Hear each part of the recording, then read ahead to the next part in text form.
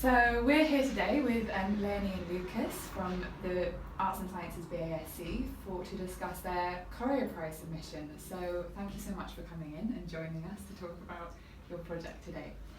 So firstly, can you give us a bit of a background, kind of an explanation as to what your submission is, what led you to make that submission, and what kind of attracted you to the Koreo Prize? Our submission is a kind of 6-minute short documentary style video, basically addressing the 6 issues we were presented with, and kind of it's a story. We're trying to see the feedback we got from the community as to which of these 6 issues kind of affected them the most, and it ended up being more of a journey that led to a conclusion of how you could tackle these and how you could come together as a community to kind of solve them, which is something that wasn't quite expected. So the submission is a video, so it's a piece of documentary footage, Yes. With a short introduction. And a rationale. photo series by the side. Yeah. And that's something we really wanted to highlight because all of the problems affect all of the people in London that you meet, and they affect them in different ways. And often the way it affects a person isn't the way that you would think it would when you first meet them. And so the anonymous photos that go by the side just say, here's this range of people all affected by the issue. And they standardised the group of people that we interviewed. We ended up interviewing, I think, 27, 28 people? 29 even. And we tried really hard to get quite a broad demographic from quite a broad area. So we walked from Tottenham Court Road up to Camden over a number of days to really kind of get a feel and not kind of be stuck within one place, one socioeconomic group. And then just having one straight face frontal portrait of everyone. Really kind of made it seem highlighted the group of people we had interviewed and the group that it affects in quite a short distance in London. So you mentioned that that it was kind of more of an exploration of the 6 issues rather than a deeper understanding of one. And what came out, or which issues came out as the most important? I'm going to run through the 6 for people listening. Sure. So the 6 Koreo causes are community resilience, food security, well-being, social housing, social mobility, and gender equality. So obviously you go in with expectations to what we're thinking would be the big issue, and the one I thought would be the biggest issue meeting people in the street would be gender equality. But the one that really came through and that really surprised us coming through a lot was community resilience. And well-being to a degree as well, but then the second people spoke about them and said it was those, then it's obviously just of course, because it is London, without trying to give away the video too much, but it is London, and those are 2 things that affect commuting people a lot. And I think you can kind of hear on the clips, I think because we obviously had to cut it down for the actual film, there are times when people say, community resilience, really quickly, and you can hear us be oh really? Why is that? And I think it's because they're the ones that are probably taken the most for granted. We see, especially gender equality is such a big issue and it's so universal that you'd automatically think that must be the most important to individuals everywhere.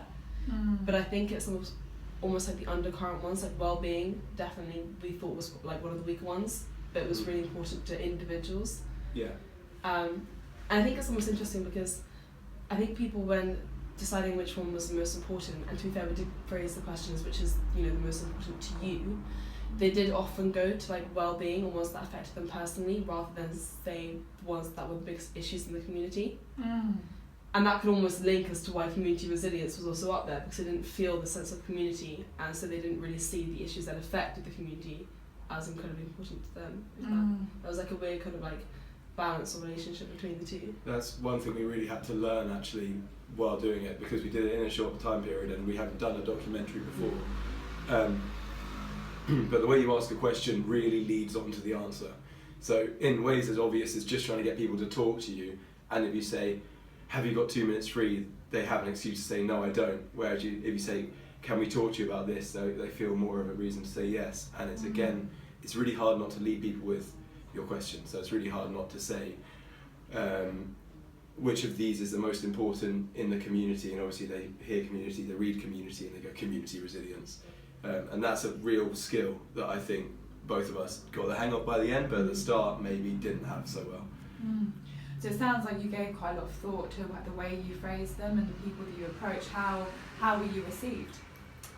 I think overall quite positively in hindsight. I mean, obviously there were some people who just didn't want to talk to us, and rejection was tough the first couple of times. But after a while, obviously it's understandable, and you kind of do it in the street to other people as well. So it's kind of a cycle. But no, I think it people were really kind of interested in what we were saying as well. But it became more of like a conversation, more than what necessarily is represented in the video. Every photo we've taken, every person, I remember, like having the conversation with them and about them and their own different angles on these issues. So like, if anything, it was kind of a journey for us it just completely opened our eyes, to just see all these different backgrounds and insights. I think that was one sad thing about actually the 6 minutes is that maybe each person's in there for 15 seconds, but they had, like, everyone had this wealth of opinions, these sort of 3 minutes or to 5 minutes or 10 minutes in some cases of just us chatting with them and hearing. So it can seem like the journey we took, and it can seem like quite a rapid thing actually in 6 minutes, but the amount of information we actually took in that we couldn't present in the video really did justify each step, and that's why we had to put in the speaking sections as well. And we wanted to kind of get the balance between making it like quite a short, getting to the point, representative 6 minutes, or having like a much longer kind of explanation research documentary, which would have been a lot heavier. And I think to kind of keep the pace and kind of keep the interest as well, it was important that it didn't turn into us, like hours of us just talking. Because yeah, sure. In terms of the question you asked, one thing we really noticed about who we interviewed was that in terms of who would actually talk to us, white men, yes, would always say yes. I mean, we had like one rejection from a banker standing outside his like office having a smoke, but then women would speak to us a lot less, and especially if we asked to use the camera. So they'd chat to us before, and some of them would say these really interesting things. We'd go, please, can we film it? Please, it would be so useful. And they'd go, oh no, I can't, because they're self-conscious about their face. And it'd be like they'd be fine talking to us, and then the minute would be like, can we just get, like, the minute we got our cameras out, like, can we take a photo? It was something like complete, just no, absolutely not. Right. Especially in like a younger demographic as well. Yeah. We talked to actually probably two of the most interesting people we talked to were so two, sad. I would call them young girls, probably teenagers. Yeah. And they just had a really kind of fascinating view on like social mobility and gender equality. They just didn't want to be on camera, which was kind of heartbreaking at the same time. Yeah, for us. Kind of, you're saying to them like, it really doesn't matter. Like, there are so many people in this video. You'll be a short clip, but they really just didn't like that. And I think if we had to kind of leapfrog and do another film or another kind of take on the situation or issue, that could be quite interesting to see kind of. That's the sad thing, is that when you take such big issues, like what we really wanted to capture in the start when we first came up with the idea for our film was the interplay between them and the way that they can affect each other. And we really saw that when we were asking people, will you talk to us, and women were saying no and men were saying yes, and that kind of subtle interplay was something that really would have been brilliant to bring into the film more, but just we're just not experienced enough yet. Sure. So what kind of attracted you to the Koreo Prize and motivated you to make your film? I think, you have more kind of experience in whether it's filmmaking or production than I do, but for me, I've just never done anything like this before. And it was actually Lucas, I remember it really well. He was like, oh, can I just run this idea past you, because I was going to enter that prize, and see what I could do. And he was like running the idea past me, and I was like, this sounds actually really cool. And I was like trying to give you feedback, and I was like, I don't want to show that I'm really keen to get on board with this as well. But in this whole conversation, the reason I was telling her was because I wanted her to help me with it, because I was like, I can't is it do okay this. if I do this with you? But like, it was quite a fun but yeah, I've never done like a film like this before. Like even iMovie and like editing it was just a whole new experience. And it was just really nice to step out comfort zone and just really get involved with it, because like obviously in our conversations with friends, or you come across it in your education, you touch on these issues. Like whatever you study and like whatever you talk about, like they are part of society and you are conscious of them. but to actually focus on them was quite like a rare and quite unique opportunity, which is really exciting.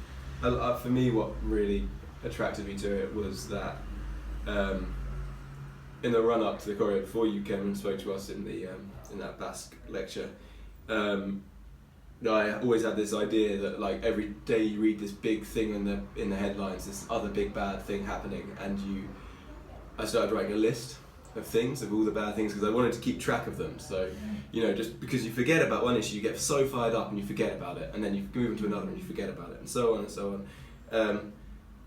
And so the movie I wanted to make was just talking about people, like listening to people more.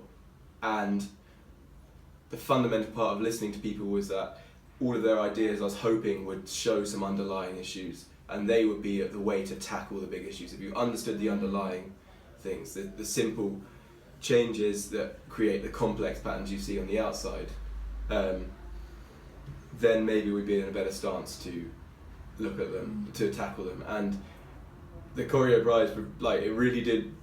I don't want to sound like I'm sucking up, because I don't want to at all, but it really did provide such a good framework for that, because giving the 6 issues and saying you can look at any of them and the freedom of all of them allowed us to like really actually do what we wanted with it. So really like say our interest is in their relation, and our interest is in just hearing what people have to say and the complexity of what people have to say, and maybe simplifying it down to an answer ourselves. And I think that's what attracted me about it, the freedom. But it also had that really good balance of like a lot of freedom, and like you could literally go anywhere with this, but also like the structure that meant like you weren't just kind of wandering blindfolded. You kind of knew the direction this was meant to go in, but you could really find it. And the crazily short deadline really did mean that we actually did something rather than just sit there and chat, which is really nice, because like or spent hours editing it into like a 3-hour long feature film. Yeah, no, for sure. So this is fine if this didn't come out, but thinking about solutions but rooted in a kind of deeper understanding of a more like the public issues and the public feeling. Did you get any insight as to what might improve some, if not all, of these issues through speaking to the people that you did? I think a lot of the time the answer was community, and I think it was that kind of sense that like these issues obviously have different solutions. The solution for social housing will be different from the solution for gender equality, but a lot of the time they can be kind of like temporarily made better if people just came together. And I think that was also quite prevalent in kind of where we started. We started in Tottenham Court Road and kind of worked our way up to Euston in the first kind of couple of days. And obviously there, people aren't really living there, they're just moving through and moving past, and everyone's so busy and everyone's working. So a lot of people we asked really didn't feel a sense of community, and I think that comes through in the film as well. It is, if you feel people around you are supporting you, and if you feel like you can give back and support, then it just creates a nicer environment, and hopefully then a lot of people found that all these issues will kind of get gradually better. But then again, there's always more subtlety and more depth, and it could also be that maybe the community resilience is the want for community resilience could also be a negative thing, as in it could be a response to immigration, and not like it's like you could see it as like the community, we want a close-knit community, we like the little England thing, we don't want outsiders coming in. It could be negative as well, so although it could solve those issues, maybe in the long term it might go against the opening up England to the world and opening up, having lots of interaction with different cultures. So always more levels, annoying levels. Yeah, and the range of people we interviewed, we did see those two differences. There were people who were like, oh, I feel like sense of community is getting worse because everyone isn't really connecting, everyone's coming from different places. And it's not really where you come from, it's just the fact that now people are kind of coming and moving on so quickly. Then there are also the people who kind of felt like it was the opposite of that, and who felt like it was more the sense that, in this day and age, people weren't really connecting anyway, no matter where they came from or how long they'd been there. And one really interesting person we spoke to, he came from the north, and he had grown up in kind of quite a small I think kind of rural community, and he said that everyone just looked out for each other. Like it was like one big family, and then he's now living in London, and it just wasn't that sense at all. Which is quite. It sounds like you're kind of unlocking or acknowledging like how unbelievably complex all of these things are, and like all of these problems are just super interwoven, and we really saw it as like we kind of built up layers. Every person we interviewed was kind of part of a different part of the network or the system or the layer, whether that was background or issues that affected them, or even like wealth. They all had a kind of different take on the same community, which is quite interesting. Really. So I'm sure if we had interviewed like 100 people, you would have built up a more and more kind of complex understanding of the layers that were in this community in North London. You could see it almost as this 3D space with dots in it and networks in it like that, and each interview you have is a cross section through it, and you get this 2D picture, and that's what they say, and that's the problems that they see here. And you ask another person, you get a cross section through like this, and the more people you ask, the more they add up and they layer over each other, and you see the overall picture.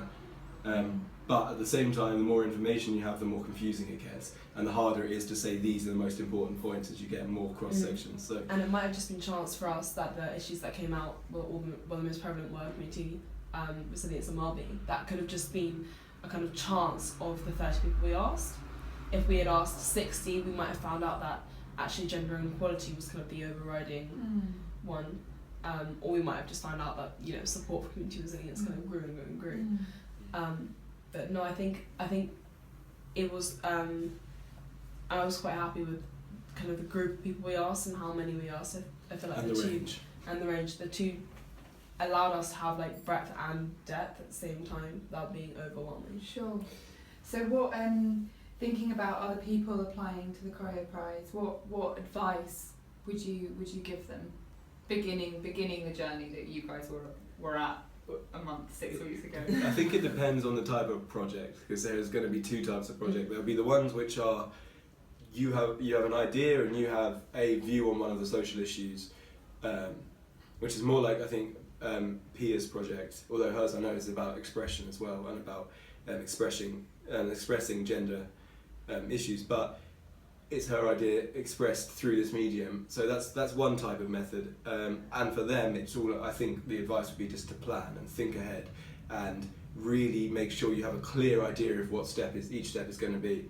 Whereas for the other type of project, which is saying what our interest is in what people think about them and trying to grow an opinion from outside stimuli and interviews, the thing you've got to do is just start asking people as early as possible and just start talking and trying to get in as much information as you can to form opinions and see the direction you might take it after that. We did plan, and we thought we knew where it was going to go, and we thought we knew where we wanted it to go, and we were thinking all along, how is this going to make a video, how will it turn out, what would be kind of the end result.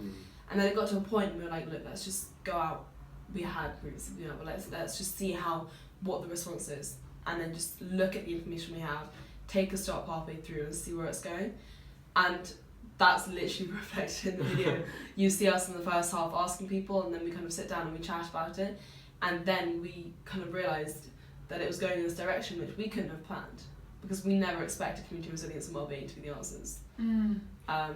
So I think maybe we almost went into it with a kind of arrogance, thinking that we would be able to guess what the direction it would take, enough to be able to pick the questions so we'd have the material to present that information. And we'd be able to predict what people were going to say. But the second we got a glimpse of the interplay and the complexity, we were right, no way can we guess. So it did kind of, I think, it slowed us down a little bit at the beginning, kind of trying to project forward, like, where is this going? We've only interviewed 3 people, but still, where's the end going to be?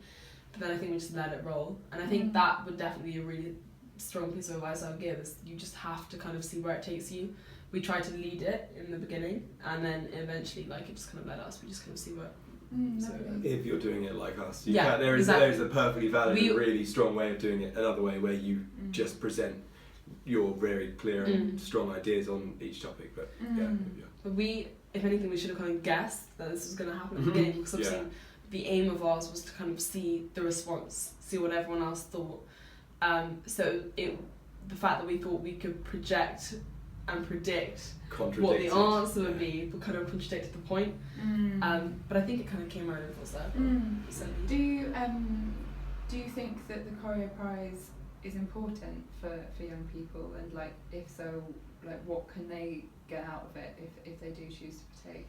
I think it's important for anyone to kind of be able to reflect on, I mean, these 6 issues are a taster of, like, obviously there are way more issues in society which can be reflected, but it is important for anyone to kind of sit and think about each of these and also do research into them. Our form of research was asking people we had never met before, which in itself was like a learning curve. But even if you're just looking at papers or articles or performances, it's important for you to take the time to focus on them, because we hear about them so much and we know they're there. Like, I don't think anyone is unaware of the fact that all these issues are a problem. But I think it's important in like personal development to be able to sit down and think, how are they a problem, how can they be solved, what are other people's opinions on them? And in terms of individuals as well, I think when you're inside school and the issues come up, you have to tackle the issues in the way that suits the exam. Whereas in this, like, it's a brilliant combination because you get to choose what your exam question is and choose what you're going to try and do, but you still have the deadline. And so it's a really good way to sort of force yourself to be a bit more creative and a bit more open in the way you express the ideas. Like, neither of us had ever done a documentary before, like held a camera, sure, but actually tried to create something a bit bigger than that was really good to do. And I learned far more in those 3 weeks than I would do in 3 weeks of documentary filmmaking class, I think. Definitely. And I think it's good for kind of any opportunity kind of outside of the classroom or lecture hall to kind of be able to just be given this task and just like go with it, because, you know, we are taught in still quite a structured way. There is obviously flexibility, but it's nice to have the freedom to really explore things, which I think is really important, just whether it's your own time management or like boring stuff like that, or whether it's just general interest in everything. By explore time management, we mean horribly messed up time management and planning. Clearly didn't. That's exploring time management. Come up with new and novel ways to be late. Applications are now open, so for more information check out our website.